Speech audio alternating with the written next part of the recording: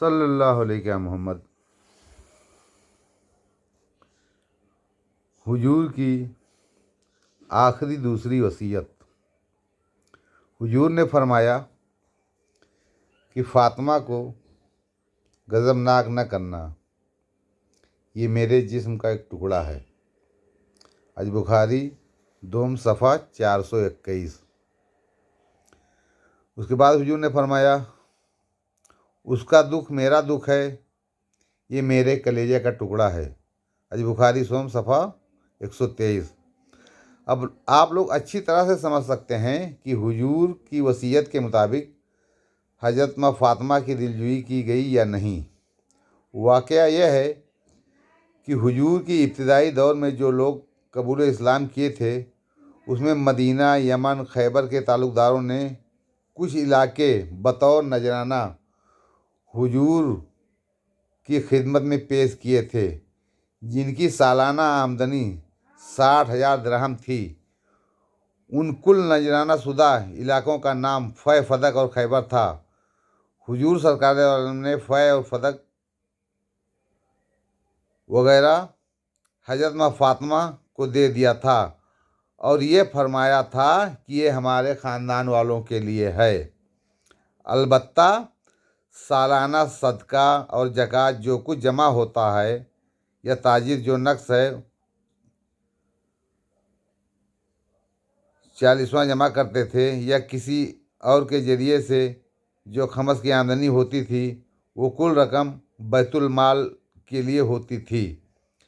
بیت المال کی رقم کسی کی وراثت نہیں تھی، کیونکہ بیت المال میں صدقہ اور زکوٰۃ جمع ہوتا تھا، اور صدقہ و زکوٰۃ آل و اہل بیت کے لیے حرام ہے، جیسا کہ حضور نے آخری خطبہ میں فرمایا ہے کہ صدقہ نہ میرے لیے حلال ہے اور نہ میرے اہل بیت کے لیے، حتیٰ کہ اس روئے کے برابر بھی نہیں ہے۔ اس لیے بیت المال کسی کی وراثت نہیں ہے، مگر نذرانہ شدہ باغ فدق حضرت فاطمہ کی وراثت تھی۔ باغ فدق صدقہ اور زکوٰۃ نہیں تھا۔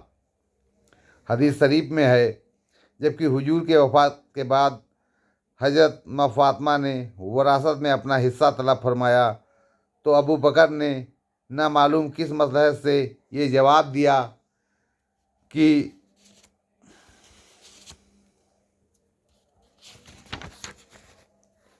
وراثت میں تمہارا کوئی حق نہیں ہے۔ میں نے ایک مرتبہ حضور کو یہ فرماتے سنا ہے کہ میری کوئی وراثت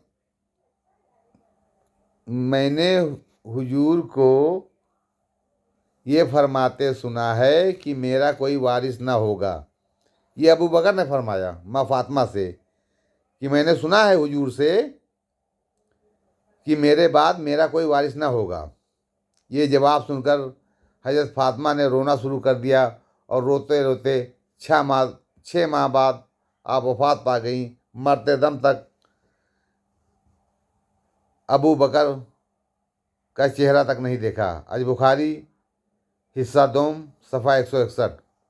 اب غور طلب بات یہ ہے کہ حضور کے آخری خطبہ میں یہ وراثت کی بابت قرآن میں ہے، سب کچھ موجود ہے، لہٰذا قرآن سے ہٹ کر وصیت ضروری نہیں۔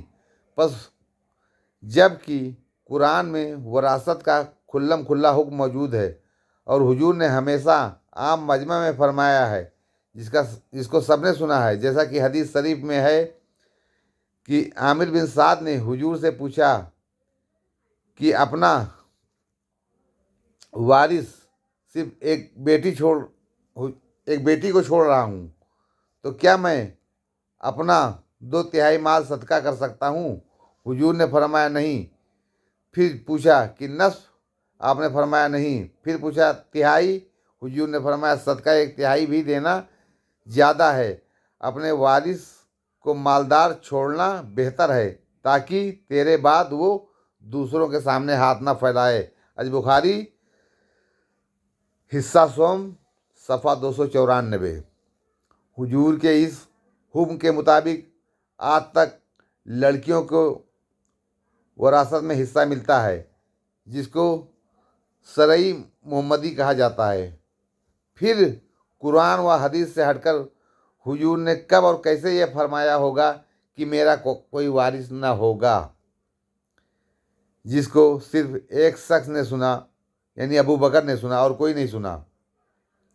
ابو بکر نے ہی سنا کہ حضور نے فرمایا تھا کہ میرے بعد میرا کوئی وارث نہ ہوگا، نعوذ باللہ، جھوٹوں پہ اللہ کی لعنت۔ صرف ابو بکر نے سن لیا کہ حضور نے فرمایا ہے کہ میرے بعد میرا کوئی وارث نہیں ہوگا۔ حضرت فاطمہ کا وراثت میں کوئی حق نہیں ہے، یہ ابو بکر کا فرمان تھا، کیونکہ خلافت ان کے ہاتھ میں تھی، خلافت اور تلوار دونوں ہاتھ میں تھی۔ معاویہ ان کا گورنر تھا۔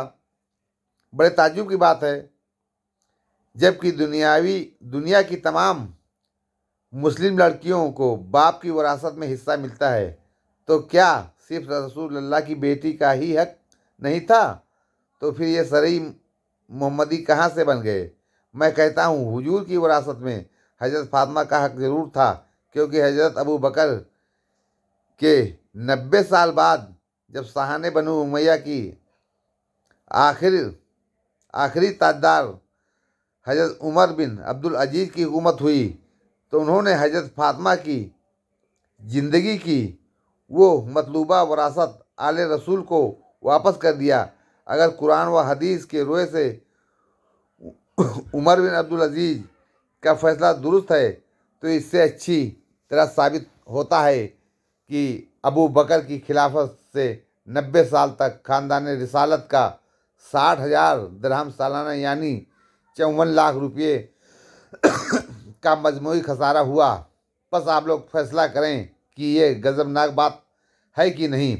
بہرحال حضور کے آخری وصیتوں میں پہلی جو امت کے ذاتی مفاد کی، دوسری اہل بیت کی خوشنودی تھی، ان دونوں پر عمل درآمد نہیں کیا گیا، بلکہ فرمان رسول اللہ کے برعکس ہوا۔ نہ تو قوم گمراہی سے بچ سکی اور نہ حضرت فاطمہ کی دلجوئی ہوئی۔ البتہ دور خلافت ثلاثہ تک بنو امیہ کے بڑی رعایت ملی، یعنی ابو سفیان فیلڈ مارشل بن گئے، ان کا بڑا بیٹا یزید ملک شام کا گورنر بنا دیا گیا، یزید کے مرنے پر اس کی جگہ اس کا چھوٹا بیٹا معاویہ کو حضرت عمر نے گورنر بنا دیا۔ حضرت عمر کی شہادت کے بعد حضرت عثمان نے اسی معاویہ کو شام، حمص، اردن، فلسطین اور لبنان کئی ملکوں کا گورنر جنرل بنا دیا۔ دور خلافت کے اس رعایت سے معاویہ 20 سال تک اسی عہدے پر قابض رہا۔ آج کے لیے اتنا ہی، کل اس کے بارے میں اور تفصیل سے بات ہوگی۔ صلی اللہ علیہ محمد۔